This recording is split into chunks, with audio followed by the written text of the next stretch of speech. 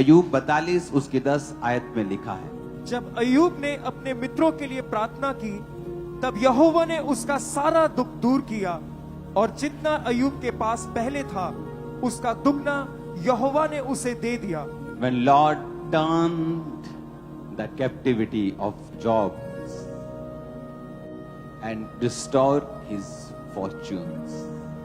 हम प्रार्थना करते हैं कभी, परमेश्वर तू कब बदलेगा, मेरी लाइफ को तू कब चेंज करेगा, जो कुछ गुम गया है, जो खो गया है, तू वापिस कब देगा, कब रिस्टोर करेगा मेरी लाइफ को। यहां पर अय्यूब के ऊपर एक परीक्षा थी। गहरी स्टडी कहती है कि वो परीक्षा सिर्फ परमेश्वर के कारण ही नहीं थी, वो अय्यूब के अपने शब्दों के और अपने डर के कारण थी। वचन कहता है अय्यूब ने कहा, जिससे मैं डरता था वो मुझ पे आ पड़ी। तो इसका मतलब है किसी भी चीज से हमें डरना नहीं चाहिए। हमारी लाइफ का कोई भी बुरा सपना नहीं होना चाहिए कि जो हमें लगे कि ये वाला मेरी चीज साथ नहीं होना चाहिए। किसी चीज से हमें डरना नहीं चाहिए। वो डर इनवाइट करता है उस चीज को घटना, उस घटना को घटित होने के लिए। लेकिन कुछ कमी जो अय्यूब की लाइफ में थी और कुछ परमेश्वर की मर्जी, दोनों इकट्ठी हो गई और अय्यूब के लाइफ के ऊपर परीक्षा आई।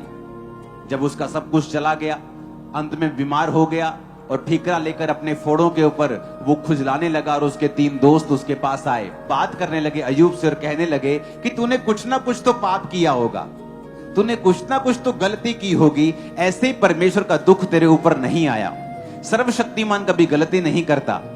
ऐसा इतना बड़ा भयानक दुख तेरे पे आया है, तूने पक्का घमंड किया होगा, तूने पक्का कोई मुश्किल की होगी, तूने पक्का कोई गलत काम किया होगा, क्योंकि सर्वशक्तिमान तो न्याय करने वाला परमेश्वर है, वो अन्याय नहीं है। तो पक्का तूने कुछ किया है। और लेकिन अय्यूब अपनी बात पे खड़ा रहा कि मेरी कोई गलती नहीं है, मेरा कोई अपराध नहीं है, मेरा कोई पाप नहीं है। और वो लगातार अपने आप को कोसता रहा और अपने मृत्यु की आस लगाता रहा और अपने दोस्तों को बोलता रहा और अपने आप को डिफेंड करता रहा।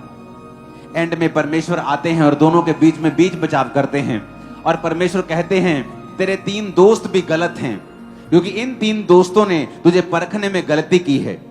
तेरी लाइफ में कोई ऐसा भयानक पाप नहीं था कि तेरी जिंदगी में इतनी बड़ी मुसीबत आई। अब तेरे दोस्त जो हैं इन्होंने तुझे गलत जज किया है, लेकिन तूने भी मुझे गलत जज किया है अय्यूब। तूने भी समझा नहीं कि ये परीक्षा तेरे ऊपर क्यों आई है और तू अपने जन्मदिन को धिक्कार रहा है और मुझे कोस रहा है।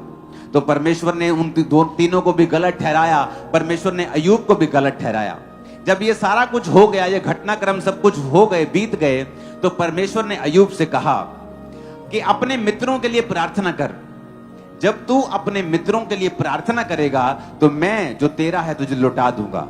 उसके मित्र तो गलत थे, अय्यूब को गलत जज किया, पर फिर भी परमेश्वर ने कहा कि अपने मित्रों के लिए प्रार्थना कर।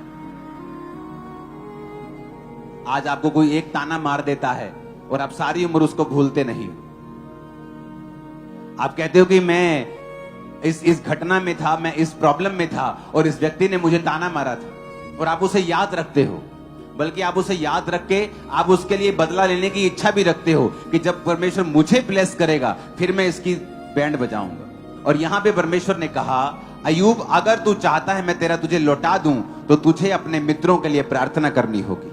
और वचन कहता है अय्यूब ने जब अपने मित्रों के लिए प्रार्थना की, यहोवा ने उसका सारा दुख दूर कर दिया। उसके मित्र भी श्राप के भागी नहीं हुए, क्योंकि जब आप किसी के लिए प्रार्थना करते हैं जिन्होंने आपको दुख पहुंचाया हो, जब आप उनके लिए आशीष के लिए प्रार्थना करनी शुरू करते हैं तो ऑटोमेटिकली आप उन्हें माफ कर देते हैं। चाहे उन्होंने आपके लिए दुख दिया हो, चाहे वो आपके लिए, चाहे वो परमेश्वर का दास हो, चाहे वो आपकी फैमिली हो, चाहे किसी कोई दुख देने वाला हो, चाहे वो आपके अगुवे हो, चाहे वो कोई भी जन हो। जब आप प्रार्थना करना शुरू करते हैं तो वचन कहता है कि परमेश्वर आपको आशीष देना शुरू करता है। जब उसने किसके लिए प्रार्थना की? अपने मित्रों के लिए। कौन से मित्र? उससे अच्छी बातें करने वाले मित्र नहीं बोलते थे तू पापी है, तूने पक्का पाप किया है, तूने कोई ना कोई गलती तो जरूर की है। सर्वशक्तिमान गलती नहीं करता। अगर तुझे उसने टांगा है ना तो उसने कुछ देख के ही टांगा होगा। अगर तेरी उसने ऐसी तैसी की है ना, तो जरूर तूने कोई ब्लंडर किया है, ऐसे तो उसने नहीं तेरा किया काम। ऐसे तेरे परिवार पे इतनी बड़ी मुसीबत कैसे आ सकती है? तेरा शरीर इतना बीमार क्यों है? पक्का तूने पाप किया है।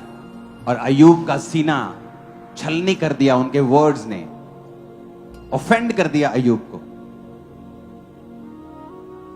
वो दुखी था कि जिन मित्रों की उसने सहायता की है, उनको ऊंचा लिफ्ट किया है, वो उसको पहचान नहीं सके। लेकिन खुदा ने कहा, अय्यूब अगर तू ऑफेंड हो जाएगा ना, अगर तू नाराज हो जाएगा, तो तेरी प्रार्थना कबूल नहीं होगी। जब आप दूसरों को माफ करते हैं, एक्चुअल में आप अपने आप पर कृपा कर रहे होते हैं, आप अपने पर दया कर रहे होते हैं। बहुत बुरी बातें अय्यूब के दोस्तों ने अय्यूब को बोली थी। कुछ दोस्तों ने उसको बोला कि तुझ में बुद्धि की कमी है, कि तू परमेश्वर को समझता नहीं है। उसे पाखंडी कहा, उसे गधे से कंपेयर किया। जिस व्यक्ति की बुद्धि से आशीष पाई हो, जब उस पे परीक्षा आई तो उसको कंपेयर करने लगे, उसको ये बोलने लगे कि तुझे वचन पे चलना चाहिए, अगर तू वचन पे चलेगा तो परमेश्वर तुझे ब्लेस कर देगा। और उसको लगातार तसीहत देते रहे, उसको घमंडी कहते रहे, उसको अधर्मी कहते रहे, जज करते रहे कि शायद तू लोगों का पैसा रखकर अमीर हुआ है। बहुत कुछ उसको कहा, दुनिया की जो बात बोल सकते थे वो बोली उसे। पर परमेश्वर ने कहा, अय्यूब इनके लिए प्रार्थना कर। और अय्यूब ने जब अपने दोस्तों के लिए प्रार्थना की, परमेश्वर ने अय्यूब का सारा दुख दूर किया और दुगना उसे दिया जो खो लिया था, जो छीन लिया था। जब आप प्रार्थना करते हैं एक दूसरे के लिए, आप बर्डन्स को, आप बोझ को शेयर करते हैं और मसीह की व्यवस्था को पूरा करते हैं। तो पहला जब आप प्रार्थना करते हैं क्या होता है? आप बर्डन को शेयर करते हैं। दूसरा, जब आप प्रार्थना करते हैं, आप अपनी हीलिंग को प्रमोट करते हैं। तीसरा है यूनिटी। जब तू एक दूसरे के लिए प्रार्थना करता है, तू एकता में बंधता है। चौथा, जब तू प्रार्थना करता है एक दूसरे के लिए, तू क्राइस्ट को कॉपी करता है। दोस्तों के लिए प्रार्थना करते करते आप लोग एक दिन चंगे हो जाएंगे और दुख दूर हो जाएंगे और सब कुछ जो छीन गया था वापिस आने वाला है। आप सेलिब्रेशन करेंगे। आमीन ऊंचे वाला चाहिए चर्च। मैंने कहा आमीन ऊंचे वाला चाहिए चर्च।